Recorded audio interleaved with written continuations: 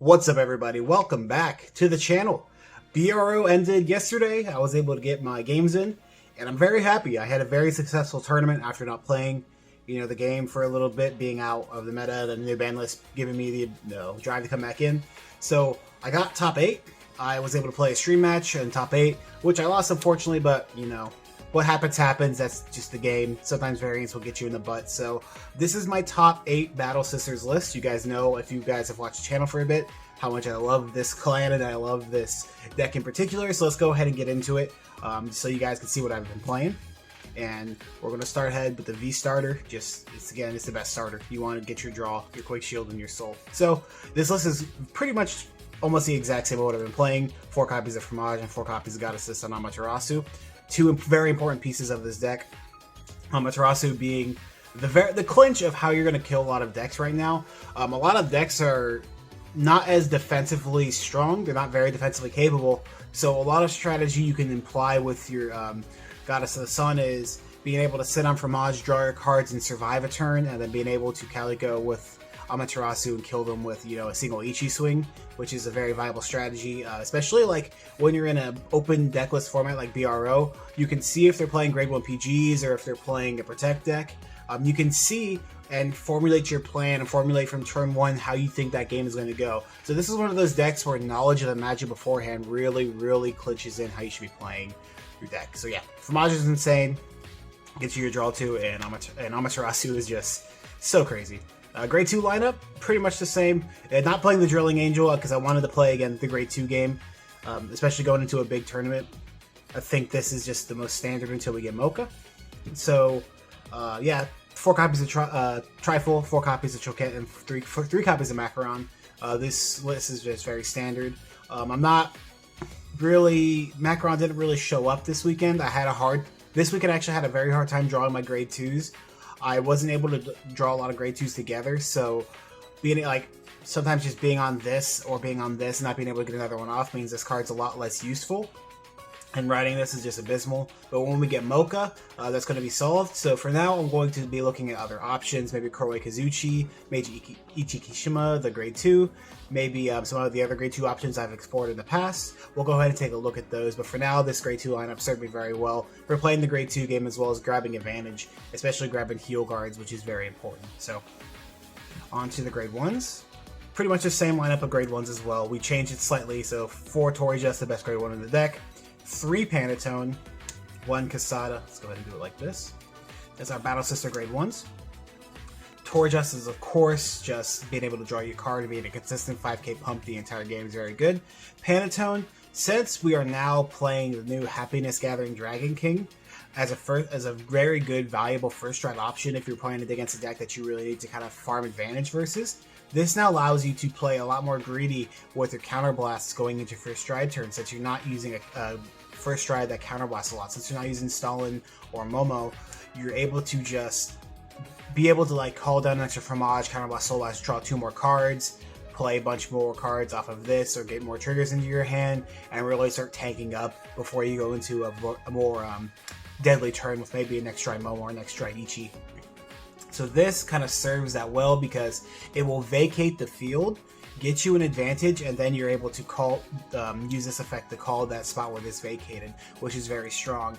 Also, being able to be more aggressive and soul blasting more to get more cards in your hand means you're going to be lacking the soul, so Panatone kind of fixes that. I did want to play 4 because I still do enjoy Casada being an extra Battle Sister name, so when you do ride up into Fromage, because going into this weekend, I expected a lot more Nightmare Dolls than I actually got. So in that matchup, you can't really grade 2 game them. You want to go ahead and just ride up into Fromage and stack as many defensive triggers as you can. So having the extra names is very important. So this grade lineup of Battle Sisters grade 1s was very good. And all weekend, just Casada actually came in a lot and dealt a lot of damage. Getting the extra 10k for checking the trigger is insane. And on to the last grade 1, Mikavell against Fumino. I actually didn't draw this card too many times today, early game, but actually late game it helps a lot because, again, being able to stack the Heal Guardians and trigger them with the Dragon King is very strong. There's an argument around Tetramagus as well, so your crits could last you longer into the game, but I prefer to stay low damage for a lot of these turns that that you need to be at low damage for, because you need to check damage triggers, because a lot of how you survive in OTT is using your defensive trigger checks to provide you with extra power, and this is one of the ways you do it. There's also ways to do Amaterasu to reveal it, not activate its skill, and then shuffle it back to the bottom so you can reveal it defensively using your defensive G-guards, which is a play that not many people see coming, and can provide you with like 20 to 30 extra thousand defensive pressure from taking 1 or 2 attacks with revealing Amaterasu as a defensive card. So very, very strong card. We'll look at other options in the future, but for right now I think this card's very solid. The Soul Blast cost can become quite a bit, but for now I think it merits it. And then the last non-trigger, of course, the 3 Magical Calico. I bumped this up from last year because I wasn't as scared and didn't necessarily need to see my heal guards as much against, because I didn't think there'd be as many Regalia or Kagros or the Overlord Syndrome decks where you're just restanding, even though, like, I know the popularity of Spikes has gone up, so maybe there'd be more Rising Greedons. I didn't think that it was as necessary to play as many of the grade 3 checkers, so I was going to go ahead and just play the Calico and secure an endgame win condition a lot easier. And of course, it is what really punched me through a lot of games. You're punching through 10, 11, 12 card hands with Ichi Calico, and it's very strong. Onto the triggers. Trigger lineup is very odd. Again, the 4 Heal Guardians. This card is just insane. Again, it being a grade 3, allowing yourself to put it on top of the deck, to check it, or use any of your cards that reveal and check a trigger is so strong. It's why I was very, very much thinking of playing Kuroi Kazuchi in the deck, which is the Soul Blast, discard a card, reveal, and then activate trigger effects. Could be very good. But yeah, it's very strong. Heal Guardians are, of course, very, very good. 4 copies of Muffin. I think after this tournament, I'm going to cut this down to 3. I was talking with Derek Dow. I booked a Metafy coaching with him because I wanted to get back into the swing of things and discuss theory with him. Mainly because I don't have a lot of testing partners, and I wanted to be able to find a great player I could bounce ideas off. So if you guys want to book a coaching, I'd say go for it. Go ahead and find a coach on Metafy. I use Derek because he's been showing results, and he's the player I wanted to get most insight on because Pale Moon, he's an expert at. So I was talking with him, and he thinks that we should bump the Stride Fighter up to 4 and use a Muffin and one of the other cards I'm using in the list. And I tend to agree. But yeah, the 2 Stride Fighter, the 4 Muffin. Muffin's still an incredible card, just because Countercharge 2 is so insane, especially when you can play extremely aggressive, extremely greedy. You're going to get a lot more cards into your hand using the Happiness Gathering Dragon King, so you're able to not be as affected by putting a card back. So very, very good card. Then of course the 2 Stride Fighter, 2 of the Sentinel Crit, 2 of the Draw PG, 1 Ginger, because Ginger is best girl, Noats, and then 1 of the Cray Elemental Overtrigger. So I get asked a lot why I play the Cray Elemental Overtrigger, and it's because the Cray Elemental Overtrigger, first of all, it doesn't interrupt your defensive stacking. So when you try and put multiple triggers down in the bottom, say you're going to be using the Keter Sanctuary Overtrigger, and you check it, and this comes into case when you Calico and call the Goddess of the Sun Amaterasu in particular.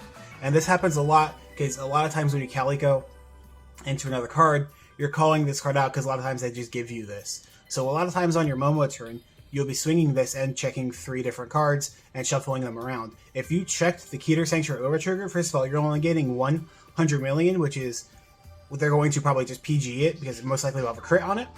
And second of all, the other grade 2s and will only check once usually, and this will check twice. So a lot of times you're going to be checking through those triggers, and your opponent is most likely just going to PG or G-Guard or find some way to remove those crits. The reason I would want to play the Cray Elemental Overtrigger is because it doesn't have those drive checks and applies the same amount of pressure. Because the extra 100 million is basically another card that they have to PG, and when you get hit on the clapback, if you stack defensively cards with this, or you move cards around with Trifle, say you move the Heal Guardian back down because you stacked one with Choquette and you shuffle it around, the Cray Elemental Overtrigger will not drive you extra drives and will not draw you into those cards, which is very important because, again, the defense in this deck is very important to be sitting on defensive triggers that you stacked. And it's just like an extra 10k throughout your entire turn, because you can just take an attack and you're sitting at 22 the entire turn. So it's very, very important. And defensive stacking is a very, very big skill.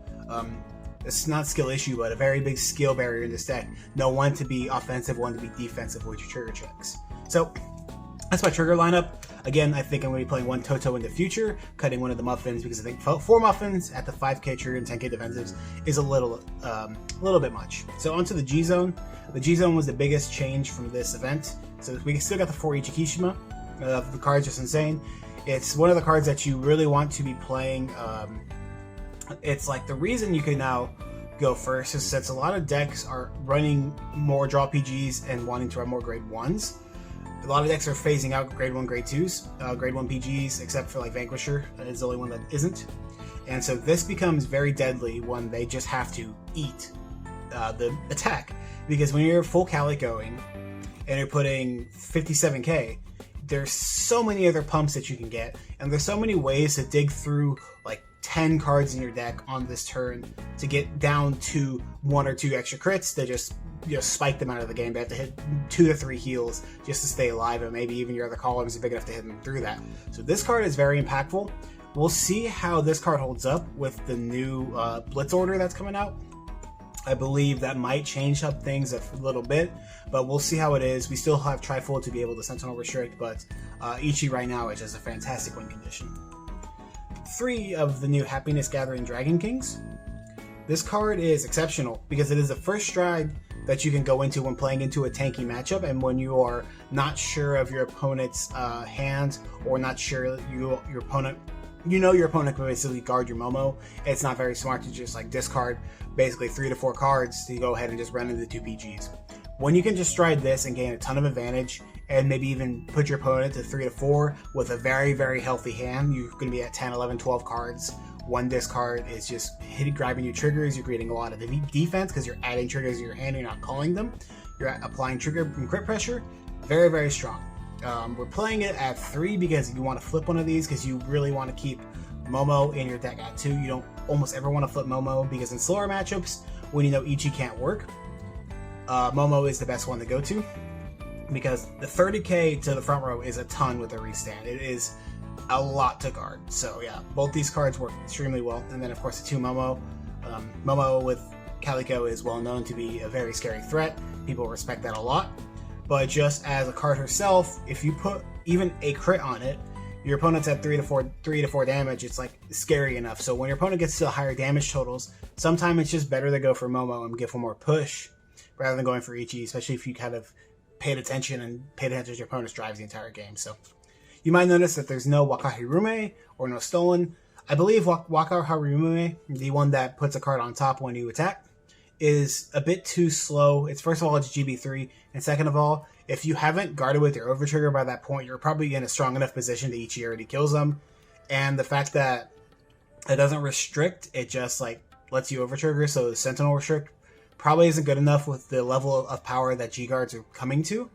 So it's not very... the chances of that being very relevant in a game are pretty much 1 in a million. So I'd rather play more of a solid stride base and go into that card most of the time because I can play more G-Guards like the 3 copies of Son of Eternity Amaterasu. I use this the most all weekend because it is a huge shield. It gets you soul back and you're able to check the top part of your deck, which does work well in tandem with Octagonal Magus, which is not a very good card. I don't know why I played it at 2. I played it at 2 because I didn't have a Dismal. And then the 2 copies of Bavarios. I think the G-Guard base is fine. It lets you a bit of advantage while letting you actually guard lower damage attacks when you're at higher damage and keep your card advantage up so you can like play through multi-attacks. This card lets you play through multi-attacks very well because it's like a heal trigger that draws you a card. So it's very, very strong, and it lets you reveal so you can dig towards another defensive trigger, which is what this deck does really well. Again, hitting defensive triggers in this deck is pretty much almost not luck. You should be putting yourself in a position to hit defensive triggers in many, many cases. Since you have cards like Cho'Gath and Fumino, you should be knowing that I just sent 9 to 10 non-blanks, 9 to 10 blanks to the bottom of my deck. So my deck is extremely compressed, and triggers are just going to be floating to the top when you're playing the deck very optimally. So I'm going to go ahead and tell you guys about my matchups. Overall, I think the deck performed very well. Well, I mean, it obviously performed very well the entire weekend, but the first round was against Steam Maidens. The Steam Maidens player actually topped. It was just one of those unfortunate games where I didn't draw particularly well, and he hit plenty of defensive triggers, which was able to stop a lot of my offense. So he played it well. He went first, got the ride down. I couldn't really do much because I didn't have much to clap back with. Unfortunately, I lost that game. Oh well, it happens. Then the next round was against DI. A DI player didn't show, so FTK, right? No, so yeah, he didn't show, so I got a free win there. And then round 3 was against Vanquisher. I put him in a position to where he had to PG a grade 2 because I revealed Amaterasu with my Choquette, and then I stacked my deck, and then he had to guard it because he didn't want to go to 4, but he used the PG, but they didn't have a PG available for when I strode into Momo 2 turns later. So put myself, actually no, the next turn because he rode up into Vanquisher. But yeah, put myself in a very advantageous position there. He lost his PG, and then I just killed him with Momo Calico. Round 4 was Raging Form, and that was one of the worst matches I've seen. I had the GSS for grade 2 and then draw grade 2 the rest of the game. So I pretty much had the right into Fromage and then just like draw 2, attack and pass, which is almost never what you want to be doing in this deck. So I pretty much had no grade 2 turn, no grade 3 turn, and then he checked a significant amount of triggers. Not to mention he drew 2 heal guards to stop my rush, and then checked another heal. So there's not much I can do there. Just victim to variance at that point. But very good thing that they had 9 rounds, because at that point it was like really on the edge. And then round 4 I played against Eradicators. Round 5, sorry, I played against Eradicators. I was able to play very aggressive early. I put him to 4 extremely quickly, and then just killed him with Momo. Round 5 I played against Pale Moon, and I applied the new strategy I talked about, which is I left him at very low damage, and then Ichi Calico, and then killed him because Nightmare Dolls isn't very able to deal with Ichi guard very easily because they play very, very low shield lineup, and then they play grade 0 PGs. So Ichi with that much power just decked them. Round 7 was against, I believe, Royal Paladin, and he was playing Jewel Knights. In that matchup, I was only able to get him to 2, but I checked an OT off my Happiness Gathering Dragon King, and so I put him to 3. And then I wanted to greed for an extra damage, and I didn't believe he had a heal trigger since he had heal guarded, and then he had checked to heal defensively. So I thought, maybe he probably does not have another heal in hand, but he did. He was able to get the GB3. I actually survived the Crystal Esther Salome turn with, I believe, 2 cards in hand, which one of them was a Stride Crit, which I held through that entire guard sequence. So I strode into Ichi, put Calico in the Soul, and then one-punched him with the Ichi. So that went really well. And then round 8, I'm forgetting around here.